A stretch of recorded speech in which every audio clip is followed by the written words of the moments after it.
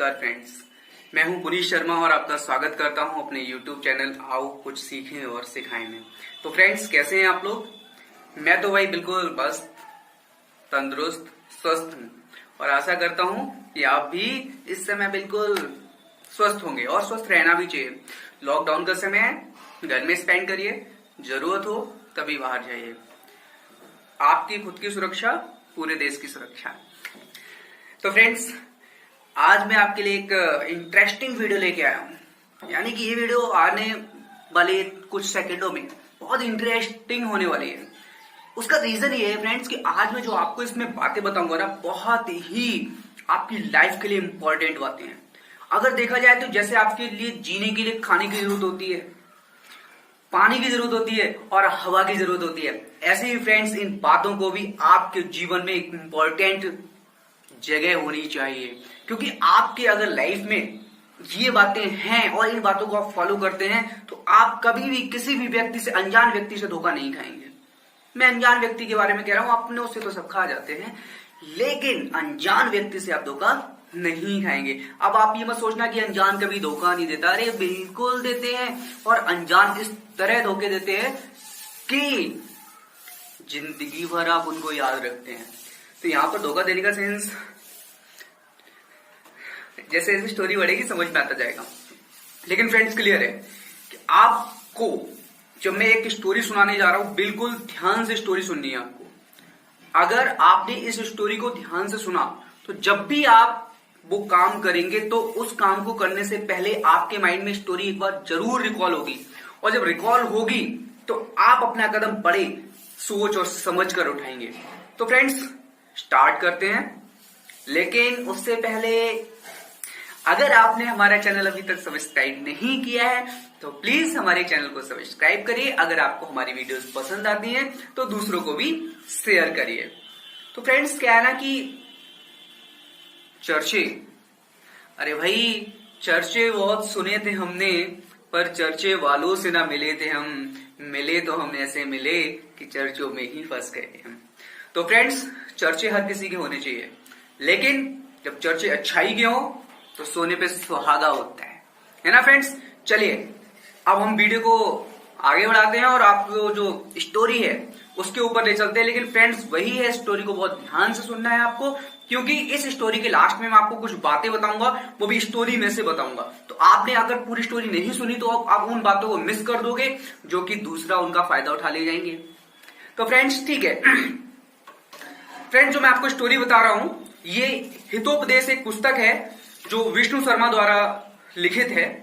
इसमें लोगों के हित की बातें को कहानियों के रूप में बताया गया है और उन्हीं कहानियों में से एक कहानी मैं आपके लिए सुनाने जा रहा हूं जो आपके लिए बहुत ही इंपॉर्टेंट है, यानी कि आपकी लाइफ का एक पार्ट है। तो फ्रेंड्स, देरी ना करके हम स्टार्ट करते हैं अपनी स्टोरी। फ्रेंड्स, क्या था कि एक मगध राज्य में एक चंपारण नाम का विस्तृत जंगल था और उस जंगल में एक पेड़ था जिस पेड़ के नीचे एक हिरण रहता था और उसी पेड़ पर एक कौवा रहता था। तो जो हिरण और कौवे की बहुत अच्छी दोस्ती थी, बहुत प्यार से रहते थे दोनों, साथ साथ घूमते थे, भोजन करते थे, बहुत अच्छी लाइफ चल रही थी दोनों की। एक दिन क्या हुआ, हिरण अकेला जंगल में घूमने निकल गया। घूमते घूमते वे कुछ आगे पहुंचा तो उधर एक सियार खड़ा था। जैसे ही उस सियार ने हिरण को देखा तो सियार की जीभ चटकारे मारने लगी। बोले, वाह क्या हिरण फंसा है आज तो, इतना बढ़िया इसका शरीर है, खाने में बहुत मजा आएगा। लेकिन उसने सोचा अगर इसने मुझे देख लिया तो इतनी तेज भागेगा कि मैं इसको पकड़ ही नहीं पाऊंगा। तो उसने सोचा यार ऐसे करेंगे तो ये भाग जाएगा। तो उसने दूसरी युक्ति सोची और वह हिरण के पास गया और बोला कि मित्र कैसे हैं। हिरण एकदम चौंक गया, अरे यार कौन आ गया, कौन मित्र कह रहा है, कौवा तो हमारा मां बैठा हुआ है। तो बोले, हाँ भाई बताइए, मैं बिल्कुल कुशल मंगल हूं, आप बताइए। बोले, नहीं हम यहाँ जंगल में नए हैं और घूम रहे थे, अपने अभीष्ट यानी कि मित्र की तलाश में घूम रहे थे। बहुत दिन से अकेले घूमते घूमते जंगल में परेशान हो गए हैं, कोई मित्र मिल जाता तो बात ही कुछ और थी। तो हिरण बोला, बताइए हम आपकी क्या हेल्प कर सकते हैं, मतलब मदद कर सकते हैं। अरे इंग्लिश नहीं बोलता था तो बोले क्या मदद कर सकते हैं? बोले मदद की कोई जरूरत ही नहीं है, हम तो चाहते बस आप हमारे मित्र बन जाओ, और हम अगर मित्र बन जाएंगे तो हम साथ साथ घूमेंगे, साथ साथ खेलेंगे और साथ साथ खाएंगे। तो हिरण पहले तो मना सोचने लगा, यार ये तो शियार है तो खा जाएगा। बोले सोचो कुछ मत, मेरा नाम क्षुद्र बुद्धि है और हम दोनों बहुत अच्छी मित्रता निभाएंगे।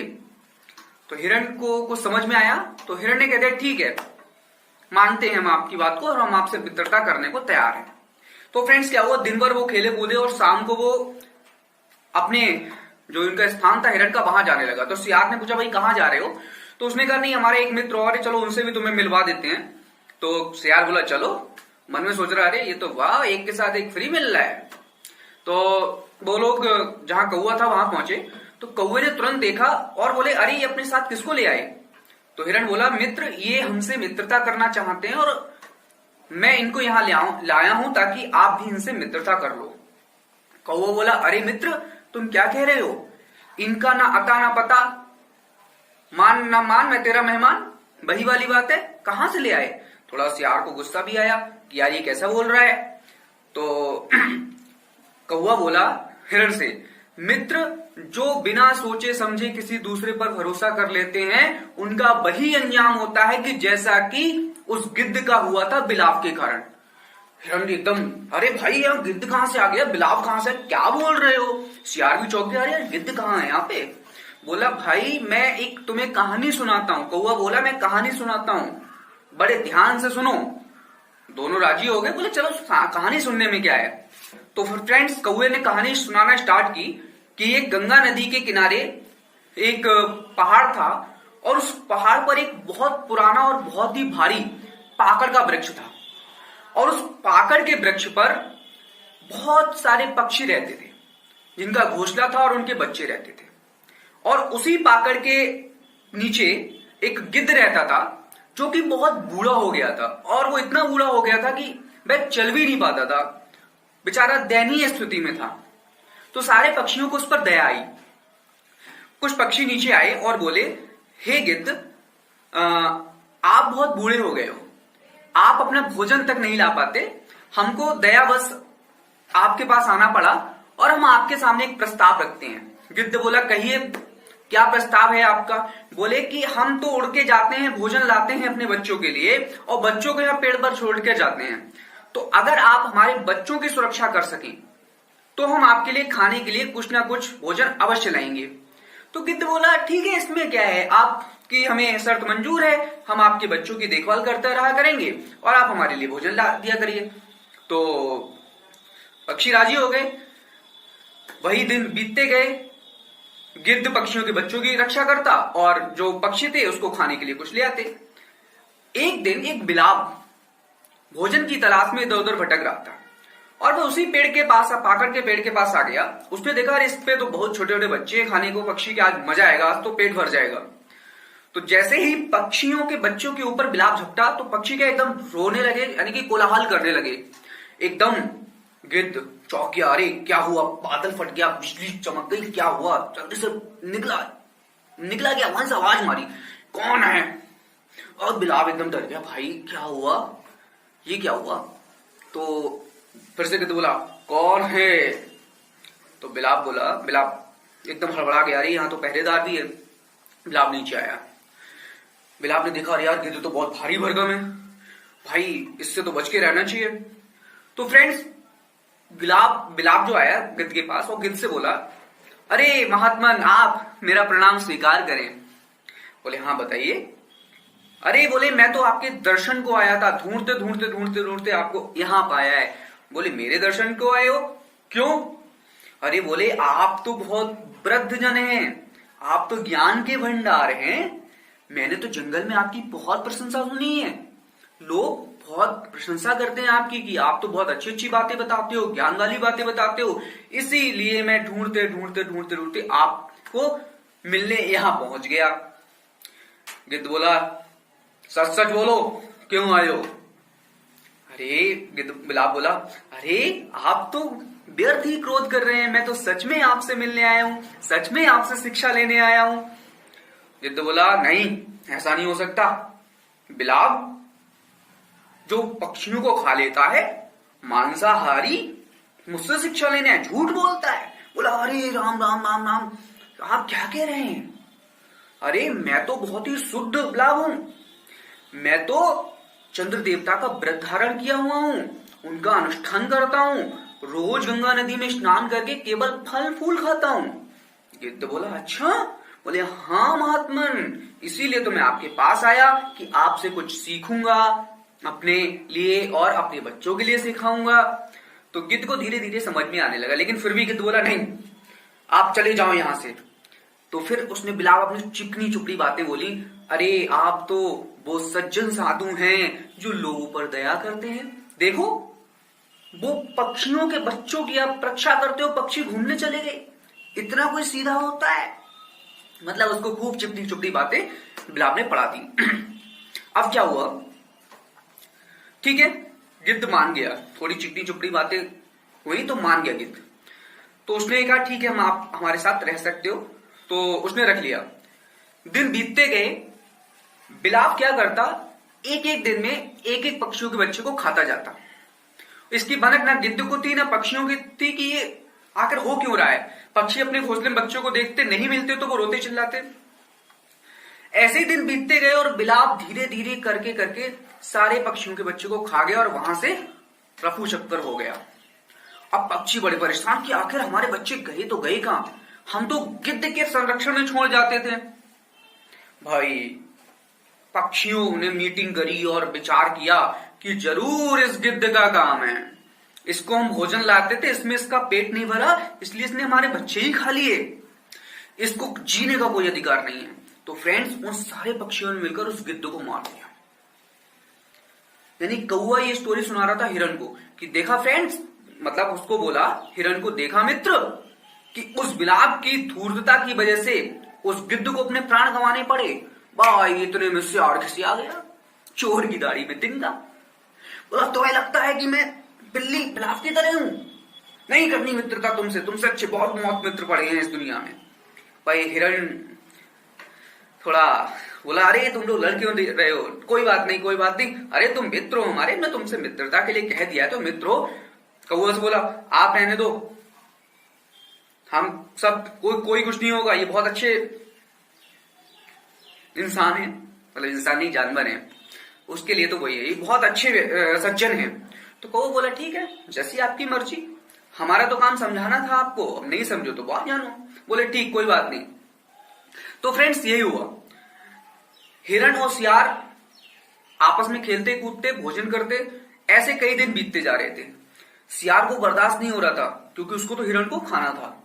तो एक दिन सियार बोला अरे मित्र चलो आज हम गांव के किनारे चलते हैं, और वहां जो किसान है तो किसान के जो खेत में बहुत सारी फसल लगी हुई है, आज हम उसको आराम से खाएंगे और बिगाड़ेंगे, बहुत मजा आएगा। पहले तो बोला अरे नहीं नहीं यहीं खा लेते हैं, बोले नहीं चलो, तो हम तो जाते रहते हैं वहां पर। तो हिरण बोला ठीक है चलते हैं। तो फ्रेंड्स हिरण को लेकर सियार चल दिया और खेत में पहुंचा, वहां उन्होंने खूब फसल खाई और उजाड़ दी फसल। किसान आया देखा अरे यार फसल तो पूरी उजाड़ डाली उसने, चलो एक आध बार छोड़ो, फिर अगले दिन उन्होंने वही किया। अब किसान को गुस्सा आ गई, किसान ने अब तो पकड़ के रहेंगे, आखिर है कौन ऐसा जिसने हमारी फसल खा भी लेता है और उजाड़ भी देता है। तो उसने क्या किया, अगले दिन अपने खेत में जाल लगा दिया। सियार ये सब देख रहा था। तो सियार बोला ठीक है फ्रेंड तुम चलो, तुम खाओ, हम आते हैं पीछे से, हम थोड़ा अभी आ रहे हैं, तुम चलो खाओ खाओ। तो हिरण बोला ठीक है मित्र तुम आ जाना, हम तब तक जाके खाते हैं। जैसे ही हिरण उस खेत में पहुंचा वो जाल में फंस गया। अब तो इस सियार की खुशी का ठिकाना नहीं रहा, बोले अब आया है उन पहाड़ के नीचे, मजा आएगा, अब देखेंगे, बहुत बनते थे, अब किसान मारेगा ना मार डालेगा, फिर हम तुम्हें खा लेंगे। अब बेचारा हिरण परेशान कि फंस गए। उधर से थोड़ी देर में सियार निकल के आया तो हिरण खुश हो गया, अरे मेरा मित्र आ गया, अब तो ये फटाफट अपने दांतों से जाल को काट डालेगा और मुझे आजाद कर देगा। बोला मित्र जल्दी से मुझे इस जाल से आजाद करो, अपने दांतों से काटो। बोले नहीं मित्र आज तो रविवार है और रविवार के दिन तो मेरा व्रत होता है, और व्रत में मैं किसी चीज को मुंह में नहीं देता, इसलिए माफ करना मित्र, मैं कल सुबह जरूर आऊंगा, कल सुबह तुम्हें जरूर छुड़ा लूंगा। भाई वो सियार गया और फिर से झाड़ी में छुप गया। बोला अच्छा हम तुम्हें छुड़ाएंगे, हम तुम्हें खानो चाह रहे हो, तुम कहा तो हमें छुड़ा ही ले। तो वही हुआ, उधर कौवा बेचारा देखा कि बहुत देर हो गई, अभी तक हिरण नहीं आया और ना ही वो सियार आया। कौवा उनको ढूंढने के लिए उड़ा और ढूंढते ढूंढते हुए उसी खेत पर पहुंच गया जहां हिरण जाल में फंसा हुआ था। तो कौवा बोले अरे मित्र, तुम जाल में कैसे फंस गए और तुम्हारा वो मित्र कहाँ है सियार? हिरण बोला अरे उसको मत कहो मित्र, उसकी वजह से तुम यहाँ फंसे हुए हैं। और वो बोला हमारा आज व्रत है, वो देखो कैसे हमें मरवाने का षड्यंत्र रच गया। तो कौवा बोला चलो कोई बात नहीं, पहले तो तुम्हें यहां से निकालने की युक्ति सोची जाए। बोले हाँ मित्र, पहले तो हमें यहां से निकालो। तो उसने कहा ठीक है। कौवा बोले हम एक आपको एक युक्ति बताते हैं, तरीका बताते हैं, जुगाड़ बताते हैं। बोले बताओ बताओ जल्दी बताओ। बोले कल सुबह किसान आएगा। बोले आएगा। बोले तुम अपने आप को मृत अवस्था में ऐसे लगो कि तुम मर गए, सर ऐसे कर लो, हाथ ऊपर कर लो कि किसान को लगे कि तुम मर चुके हो। और जैसे ही किसान जाल को हटाएगा मैं कांव मतलब बोल दूंगा और तुम फटाफट निकल लेना। तो हिरण को समझ में आ गया। बोले ठीक है हाँ मित्र, मैं बिल्कुल ऐसा ही करूंगा। तो फ्रेंड्स यही हुआ।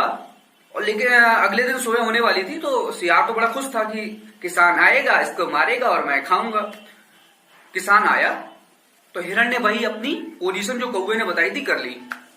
अब जैसे ही किसान ने जाल को खोला कि ये तो मर गया, हटाओ यहां से, जाल निकालो अपना, तैसे ही ऊपर कौवा कां कां कां कां बोलने लगा। अब हिरण फटा से उठा और झाड़ी की तरफ भागा।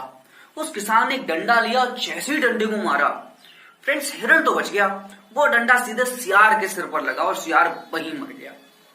अब फ्रेंड्स कौवा और हिरण अपनी जगह पहुंचे तो कौवे ने कहा कहो मित्र, तुम्हारा तो वो बड़ा हितैषी मित्र था, हम मना कर रहे थे इसकी जान ना पहचान, मैं तेरा मेहमान, इसको मत मित्र बनाओ, लेकिन तुम सुनते कहाँ हो।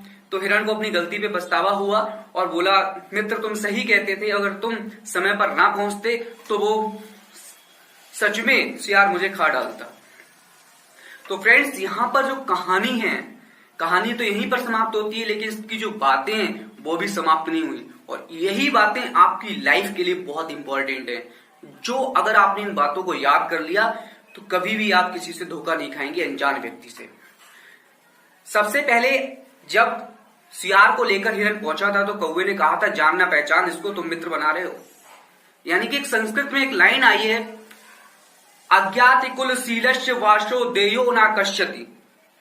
यानी कि एक ऐसा अनजान व्यक्ति जिसके कुल के बारे में, कुल मतलब वो कहां रहता है, कहां से आया है, ये हमको नहीं पता है। शीलस्य यानी कि उसके गुण क्या है, उसका चरित्र क्या है, हमको नहीं पता।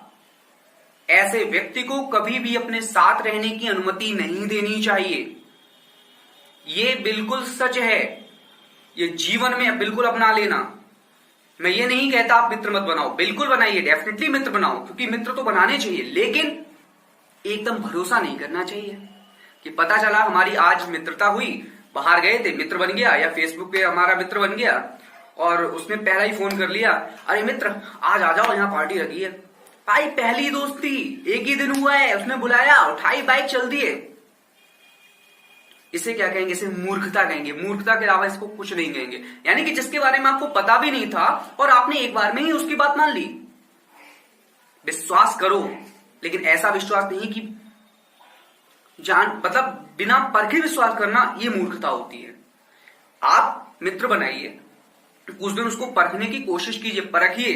अगर वास्तविकता में लगता है कि आपके योग्य है, यानी कि उसकी कैटेगरी आपसे मिलती है और उसके गुण अच्छे हैं, गुण सबसे मेन बात है, गुण अच्छे हैं, तो आप उसको मित्र बनाइए, अपने साथ रहने की अनुमति दीजिए। लेकिन आपको लगता है नहीं ये मित्र होने के योग्य नहीं है, तो फ्रेंड्स कभी भी उसको अपना मित्र मत बनाइए।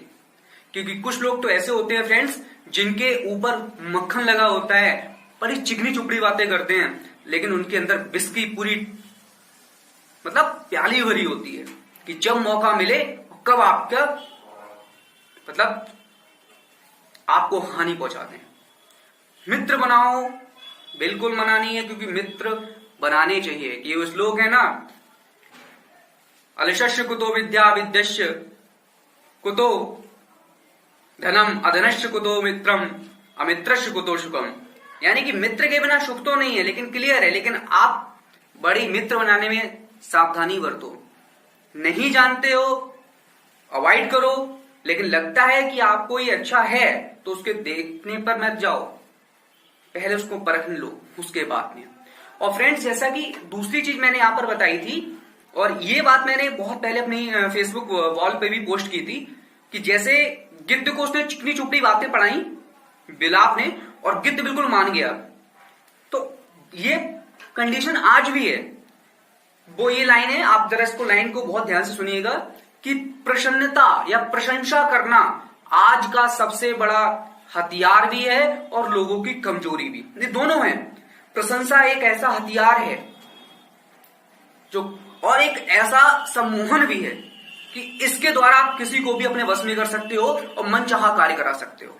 तो फ्रेंड्स, झूठी प्रशंसा से भी बचो, कि आपको खुद पता होता कि जो प्रशंसा कर रहा है वो मेरी वास्तविकता में है या नहीं है, लेकिन कभी कभी हम उसमें आ जाते हैं कि यार मैं तो ऐसा हूं नहीं, फिर भी मेरी प्रशंसा कर रहा है, वाह कितना अच्छा है, लेकिन वो अच्छा नहीं है। आपकी उसका जो सज्जनता है, आपकी जो भावुकता है, उसका वो फायदा उठा रहा है।